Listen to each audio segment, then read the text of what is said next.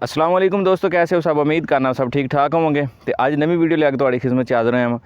तो यह वेखो मेरे पिछे माल्टियां दा बाग है।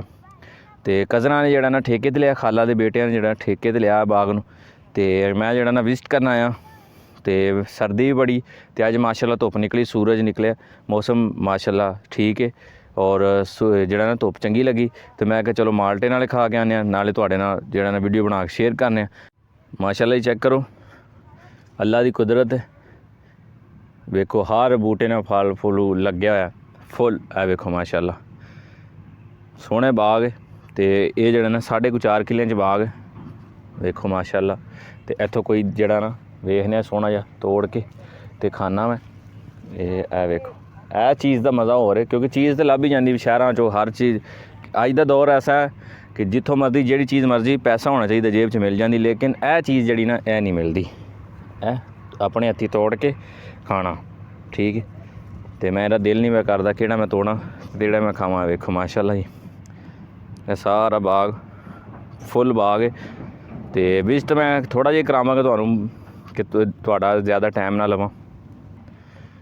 यह चेक करो माशाल्लाह जी, खूबसूरत खूबसूरत रब ने जड़ा ना साडे वास्ते नेमतां बनाईयां ने, लेकिन असीं उहदा शुक्र अदा नहीं कर सकते। वेखो यह वेखो माशाल्लाह, यह सारा तोड़ तक है। देखो ये सारा जड़ा बाग माल्टे का बाग है।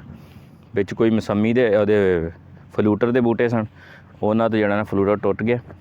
तो यह बाग रह गया, बस माल्टे रह गए ने, फलूटर जड़ा ना खत्म हो गया इस बाग चो। देखो यह चेक करो, यह वेखो माशाल्लाह जी, सोहना फल लग्या तो चंगा फल लग्या, माड़ा फल नहीं लग्या। यह ग्रेट फ्रूट खत्म हो गया वेखो। तो यह वेखो माशाल्लाह माल्टे ही माल्टा। इत्थों जाना मंडिया सेल करते हैं, सुबह गड्डी जाती भर के। है वेखो, तो सैल करन आया मैं क्या नाल यार दोस्तों विजिट करवाने बाग का। है वेखो,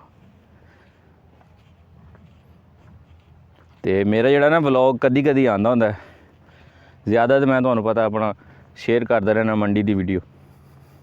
है वेखो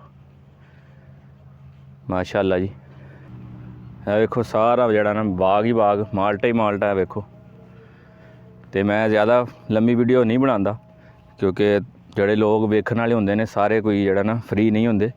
तो ये उन्होंने दा प्यार मुहब्बत लोगों की जोड़े सानू सपोर्ट करते हैं, तो उन्होंने बड़ी मेहरबानी है जोड़े जड़ा ना छोटे लोगों सपोर्ट करा के तो वड्डा करते हैं। ये वड्डा पाने तुहाडा जोड़े लोग साडी वीडियो वेखते हैं तो साडे चैनल सबसक्राइबर ने। तो अगर नहीं जोड़े सबसक्राइबर वो भी साडी वीडियो नूं वेखदे ने, उन्हों का भी शुक्रिया अदा करने दिलों कि साडी जड़ा वीडियो वेखदे हो टाइम कढ़ के। अजकल के दौर के अंदर किसी को किसी वास्ते कोई टाइम नहीं। तो माशाल्लाह मैनू बड़ा मज़ा आया इत्थे बाग के अंदर। तो जड़ा ना विजिट किया मैनू बहुत मज़ा आया बाग का, इसलिए जड़ा ना मैं क्या तुहाडे नाल भी शेयर कर ला। जिहड़ी चीज़ मैनू पसंद होंदी मैं वो दूसरे नाल शेयर करना वा, बेफजूल जड़ा ना शेयर कोई चीज़ भी नहीं मैं करता। माशाल्लाह जी अल्लाह की कुदरत हैगी है, अल्लाह की कुदरत है। वेखो माशाल्लाह जी, खूबसूरत उन्होंने साढ़े वास्ते नेमतां अल्लाह ताला ज़ात साढ़े वास्ते पैदा कीतियां, लेकिन असीं उहदा शुक्र अदा नहीं करते। इस बूटे ना मैं तोड़ के खान लगे हूँ, पसंद वेख के। है वेखो तोड़ लिया मैं, तो मैं खान लगे इस बूटे तो मैं चेक कर लग्या माशाल्लाह।